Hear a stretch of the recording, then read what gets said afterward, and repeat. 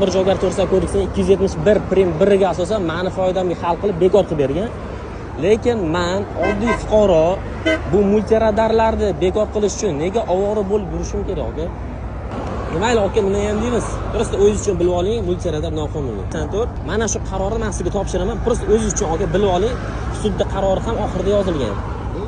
Sog' bo'lasiz, aka. Topshirib. Bo'ldi, ko'rsat.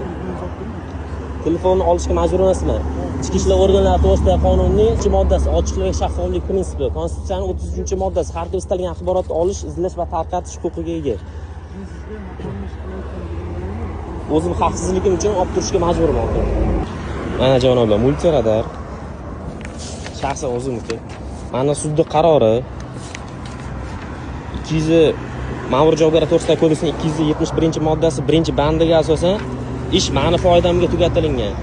Lekin men nima uchun bu multiradarlarni bekor qilib ovora bo'lib yurishim kerak?